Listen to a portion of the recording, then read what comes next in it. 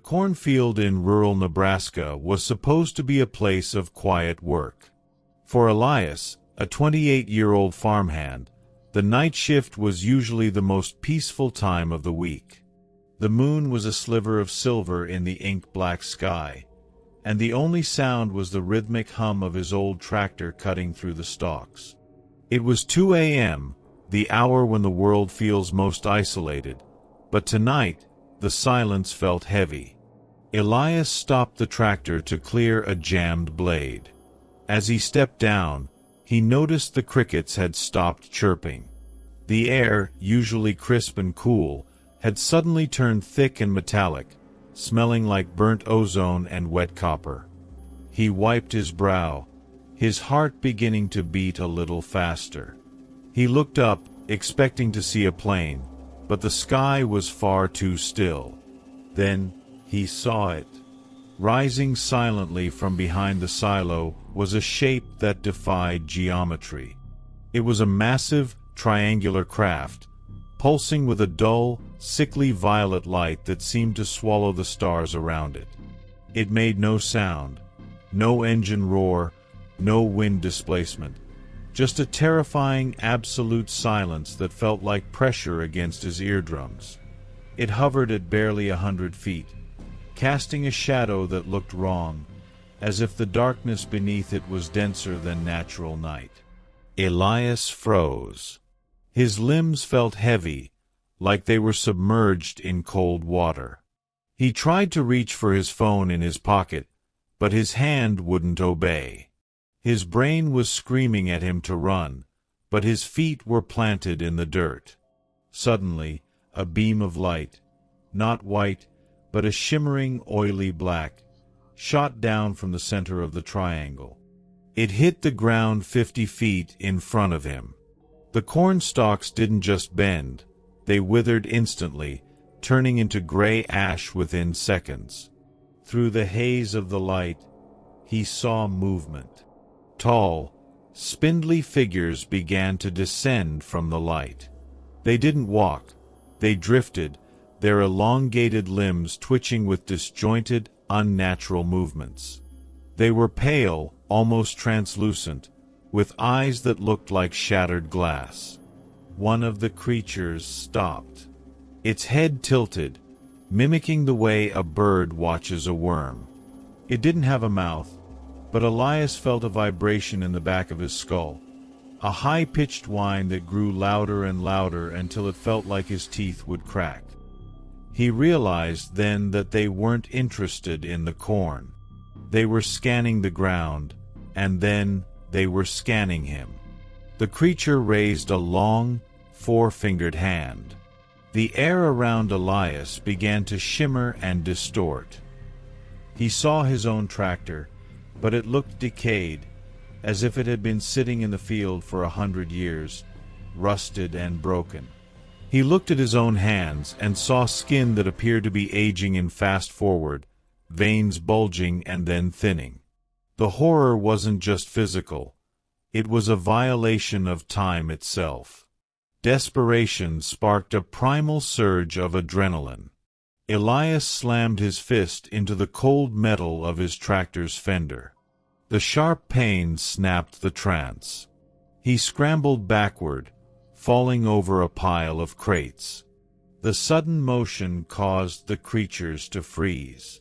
The violet light deepened to a bruised, angry crimson. The vibration in his head became a deafening roar. Elias didn't look back. He sprinted toward the farmhouse, his lungs burning. Behind him, he heard the faint hum intensify, followed by a sound like 1,000 glass bottles shattering at once. The light flashed, blindingly bright, turning the entire field into a daylight nightmare for a split second. When he reached his porch and slammed the door, he collapsed, gasping for air.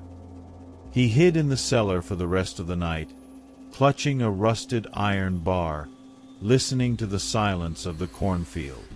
When dawn finally broke, he crept out. The field was silent, but it wasn't empty. In the exact spot where the light had touched the ground, there was a perfect circle of perfect white ash. But there was something else. In the center of the circle, his tractor was gone. Not stolen, not moved. It was fused into the earth, half buried as if the ground had been liquid and then turned to stone. Elias never spoke of the night to the authorities. He knew what they would say. But every night since, he keeps his lights on, and he watches the sky. Because he knows that in the darkness above, something isn't just watching, it's waiting for him to step outside again. The radio telescope facility in the deep desert of Chile was designed to listen for the whispers of dying stars. Dr. Eris Thorne had spent 15 years staring at screens filled with static, searching for a pattern in the chaos of deep space. He lived in a world of silence, isolated by miles of jagged rock and shifting sand. That was, until the night the signal arrived. It started at 3:14 a.m. The monitors didn't just flicker, they screamed. An audio output that had been dead for months began to produce a sound that defied logic. It wasn't a radio frequency, it was a rhythmic, pulsing thrum, like a colossal heartbeat echoing through a liquid void. Eris adjusted the receivers, his heart hammering against his ribs. He traced the signal's origin, expecting to find a pulsar or a dense star cluster. Instead, the coordinates pointed to an empty patch of sky, a dark hole in the star map that shouldn't have been there. As he watched, the signal changed. The rhythmic thrumming smoothed out into something that sounded hauntingly like human breathing, wet, labored, and jagged. He felt a cold sweat break across his forehead. He checked the diagnostic logs. The equipment wasn't malfunctioning.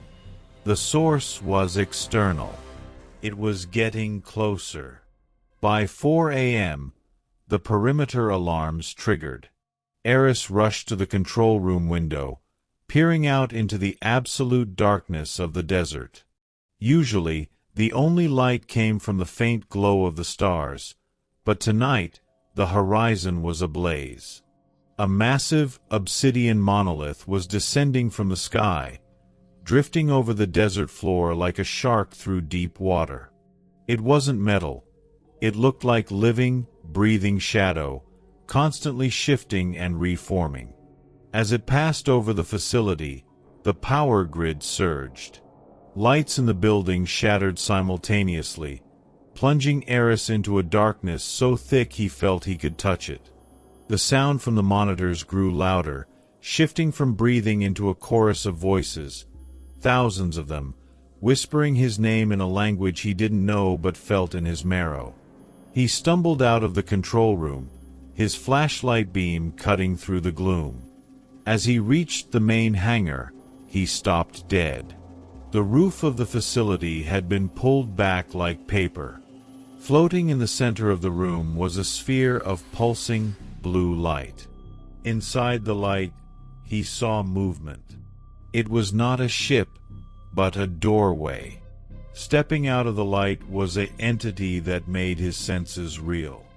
It was tall, impossibly thin, and draped in a garment that looked like woven starlight. It didn't have a face, only a mirror-like surface where eyes should be. When it turned its head toward him, Eris didn't see the creature.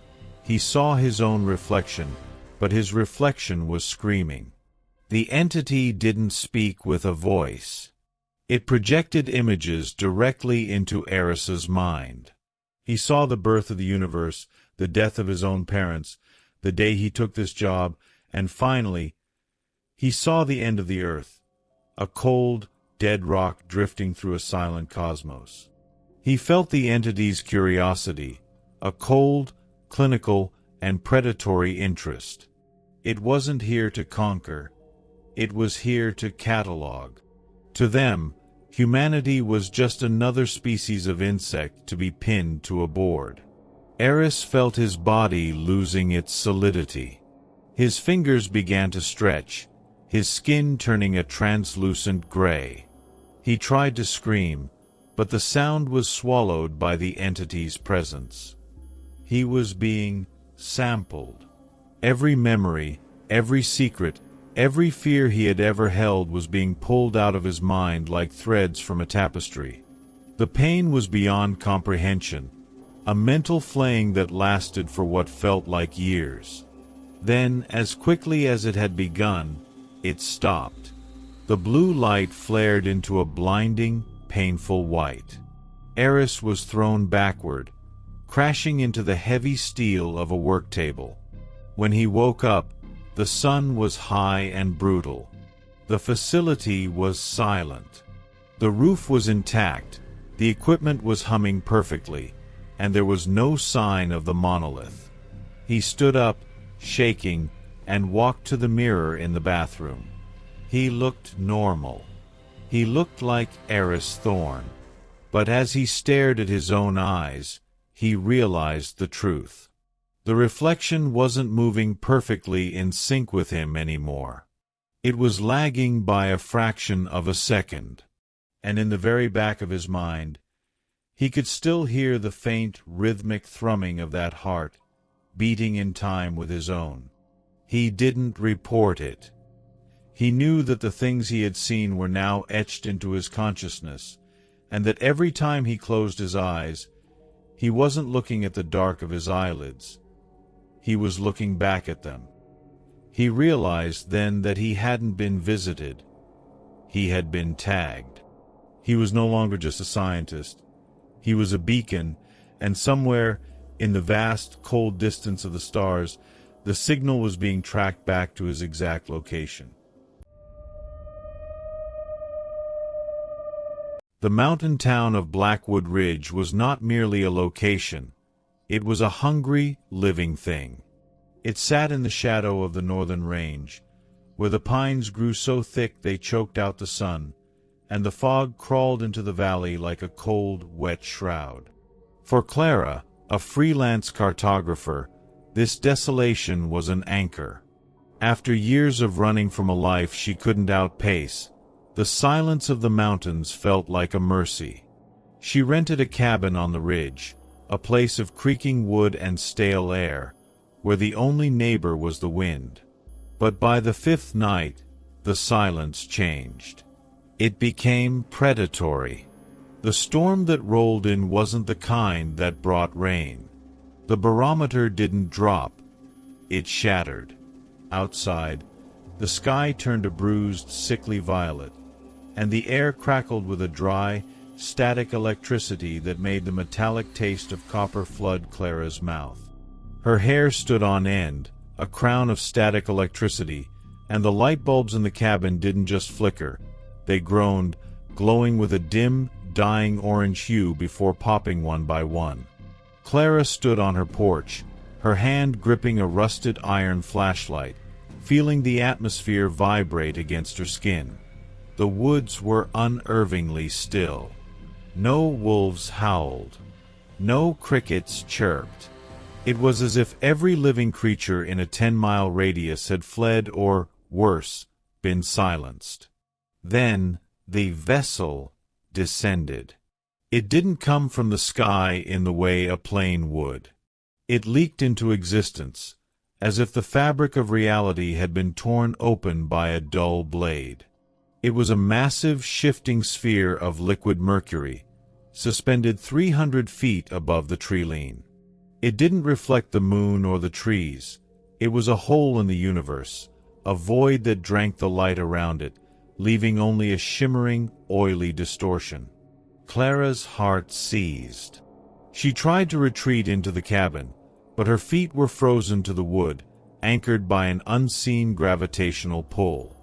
The air around her began to hum, a sound so low it wasn't heard by the ears, but felt by the marrow of her bones. It was a frequency of absolute dread. Then, the beam appeared. It wasn't light.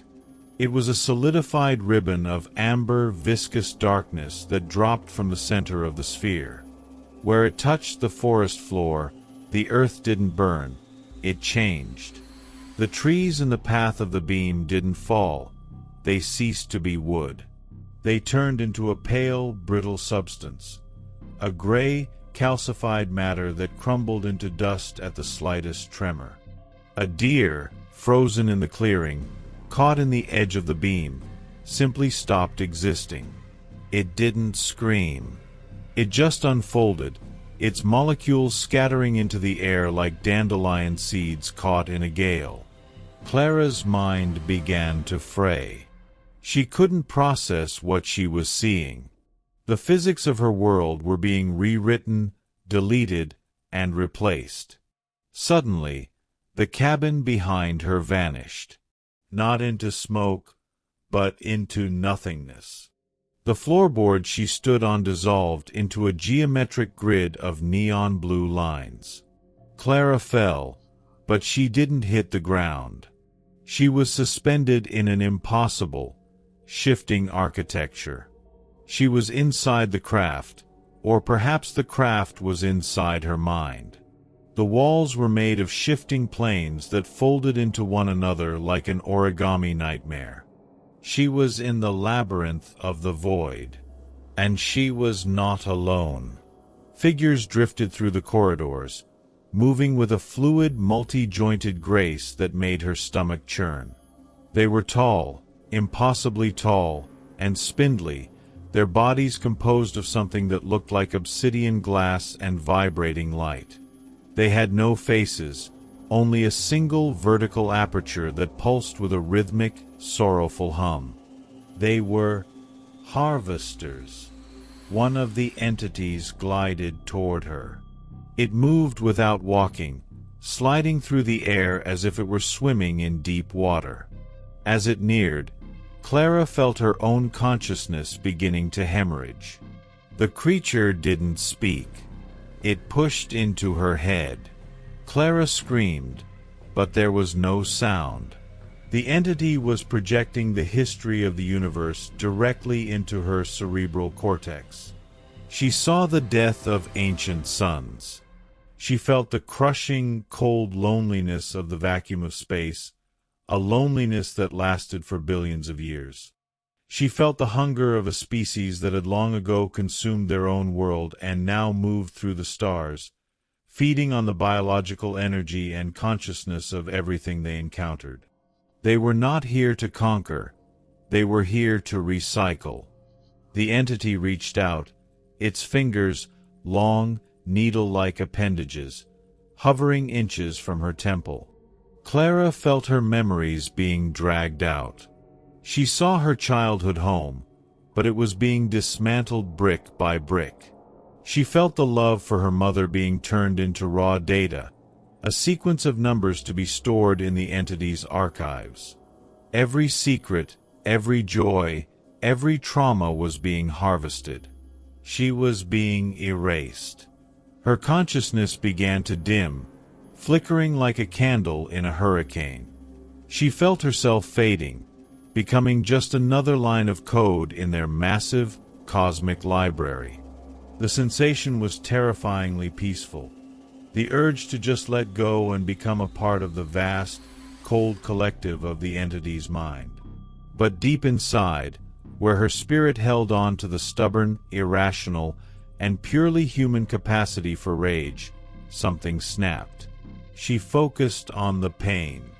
She focused on the memory of the cold air, the smell of the pine trees, the taste of her morning coffee, things the entity could never understand because they were flawed and messy and alive. She grabbed onto that rage and let it scream through her mind. The effect was instantaneous. The labyrinth shuddered. The geometric planes cracked. The entity recoiled, its aperture pulsing with a frantic, stuttering light. The reality of the ship was too rigid, too perfect, to handle the chaotic, unscripted surge of human trauma. It was like trying to contain a supernova in a glass jar. The architecture exploded. Clara felt a sensation of being violently torn apart and then forcefully stitched back together. There was a sound, a roar that spanned every register, and then darkness. When she woke, she was lying on the wet, freezing grass of the clearing.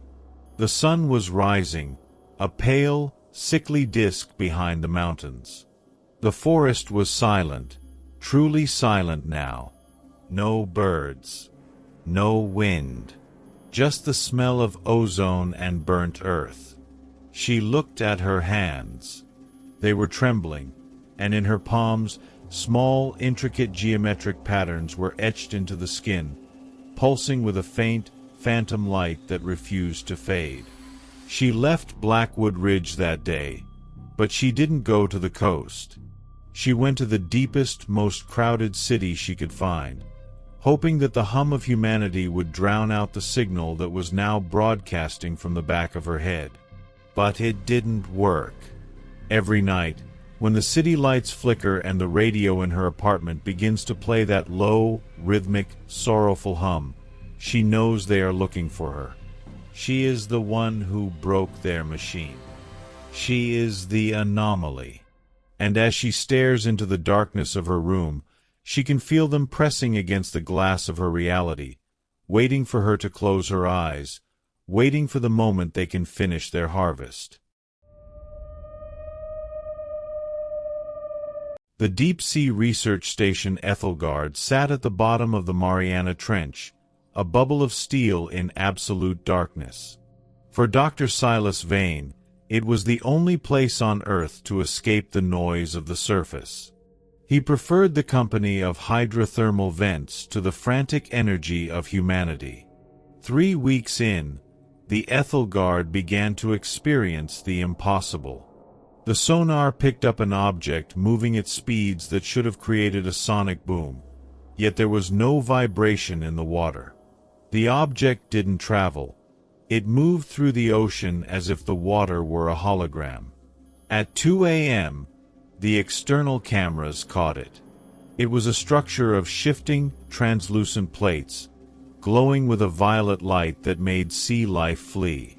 It docked with the station by simply merging with the bulkhead. Silas was in the dome when the air inside began to taste of ionized metal. The glass, built to withstand the weight of 4 miles of ocean, began to weep. Not water, but a black, viscous oil that smelled like rotting ozone. The station's AI went offline, replaced by a sound that wasn't electronic. It was a wet, clicking respiration echoing through the vents. It sounded like a giant lung inflating and deflating, but the rhythm was wrong, too slow and deliberate. Silas scrambled toward the airlock, but the door didn't slide open. It dissolved into a fine, gray mist. Standing in the doorway was a figure that defied biology. It was a silhouette carved out of the darkest night, yet it shimmered with the internal light of a dying star. It didn't walk, it drifted, its body constantly shifting. When the entity turned toward Silas, he felt the erasure of his identity. The entity's eyes were windows into a place where physics were suggestions. Silas looked into them and saw his birth, his death, and the moments where he had failed, suffered, and despaired.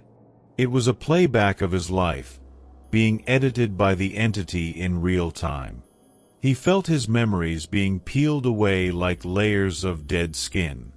He watched as the memory of his first bike ride was replaced by a memory of walking across a bridge made of bone in a different dimension. His home was overwritten by a sprawling, crystalline structure that existed in eternal, frozen decay. The entity wasn't just observing. It was overwriting his consciousness. It used his brain as a sandbox, testing how much of a human identity could be compressed before the vessel, his body, shattered. The station began to groan under pressure that wasn't from the ocean, but from the entity's presence. The walls buckled inward. Silas fell to his knees, his mind fracturing. He could feel the entity's curiosity, a cold, alien hunger. To this thing, Silas was no more sentient than a grain of sand. Desperate, Silas grabbed a welding torch. As the entity reached out, its hand a mass of needles and light, Silas plunged the torch into the creature's center. There was no blood. There was only an implosion. The electricity reacted with the entity's physiology, creating a vacuum. The station shuddered as the creature screamed, a psychic shriek that caused Silas's nose and ears to bleed. The entity flickered, its form destabilizing, and it lashed out, tearing through the station like a hot wire through wax. Then it was gone. The creature pulled itself back into the dimension it had come from, leaving behind a silence so profound it felt like death. Silas survived, but he was not alone. The entity had left behind a fragment. It wasn't a physical parasite, but a mental one. Every time he looked at his reflection, he saw the entity staring back from the depths of his pupils. He could hear it, a constant, buzzing in the back of his mind, like a million insects in a jar. He was brought to the surface and quarantined, but the doctors found nothing. They couldn't see the static that lived behind his eyes. They couldn't hear the clicking of the entity's lungs when he tried to sleep. Silas sits in his apartment now, miles from the ocean, but he knows the truth. The entity hadn't been defeated, it had been implanted. He is a bridge for the thing to monitor this world from the inside. Every time the lights dim, he knows the entity is just waiting for him to reach a breaking point, so it can crawl back out and finish the harvest.